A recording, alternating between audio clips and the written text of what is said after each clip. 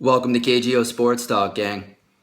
We're going to dive right in here to what we've got as far as fantasy football 2016. We're going to start with SJ and Winwood Power Buffalo. Okay. Love the name. I'm assuming that's a buffalo in there. Red, yellow, and a bit of green. This is a tight matchup, 113 to 112. We're going to see if I can show you guys what's going on here with this matchup. Okay.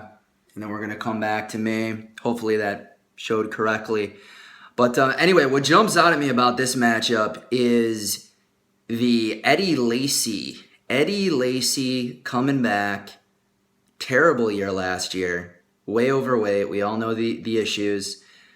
Does a few months of P90X with Tony Horton. Apparently he's back, and he's back big from what I'm hearing and what I've been reading. So it'll be interesting for Adams to see what Eddie Lacy does. Love the David Johnson pick at 4. Larry Fitzgerald, of course, big year last year, did tail off towards the end of the year.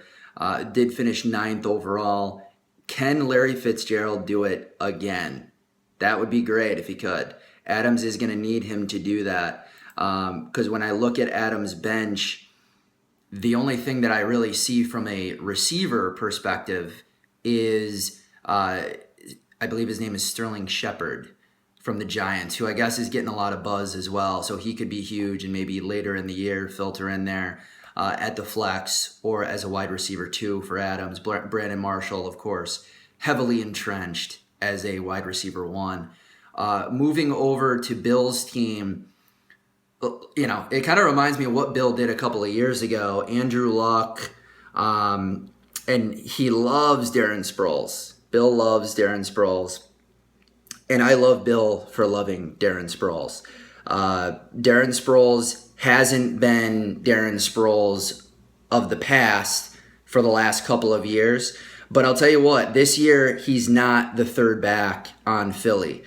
He's right behind Ryan Matthews. Ryan Matthews, as we know, injury concerns throughout his entire career, even back in his San Diego days. And I think Darren Sproles, regardless, is going to be that flex guy for Bill throughout the year. I think he's going to put up numbers. With our half-point PPR, he's going to be productive for Bill, I would imagine, kind of in the same light as where Bill has Danny Woodhead. Danny Woodhead was a top 10 fantasy running back last year, granted in a PPR style format, which we are the half PPR, but still very productive with Danny Woodhead. Zeke Elliott, of course, today, the news coming down about him. His ex-girlfriend, obviously, just ludicrous accusations from what I've heard, and he will not be missing any time this year. So a good first-round pick by Bill there. Moving on to some of the other matchups. First off, just to touch on, Chuck's matchup with Eddie. Love the fact. I mean, this is a 119 to 119 matchup. The matchup with Casey and Gordy. I mean, that real outside of my matchup with Angier, that's really the biggest disparity, I would say, as far as the projections. We all know projections, they don't mean nothing, but you still got to play the game here. So regardless, anything can happen in fantasy football. But to go to Chuck and Eddie's matchup, the 119s, what we've got here, I mean, I'm looking at, first off, Chuck's team. Obviously, he went quarterback late with Andy Dalton.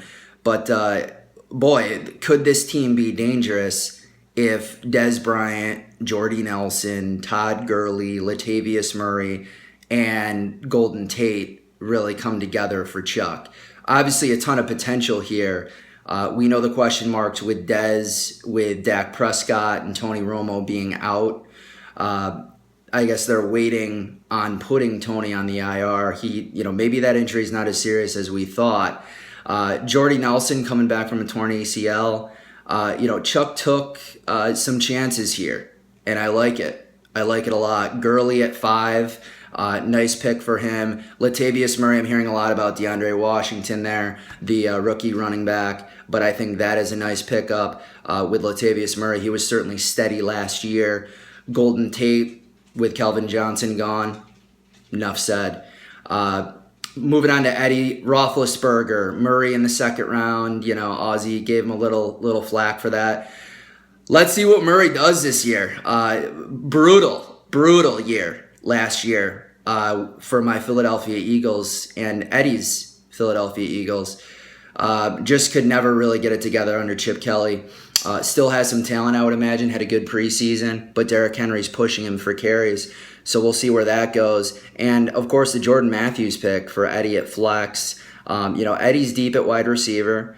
Jordan Matthews he has in there at the flex. What will happen, obviously, without Sam Bradford there? That remains to be seen.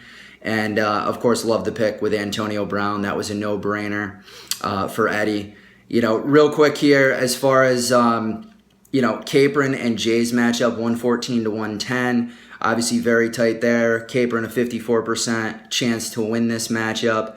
ODB as the overall second pick for Capron, leaving Julio Jones on the board. We'll see whether that was a smart move or not. But looking at these two squads, it's kind of interesting. I mean, Jay, what are you going to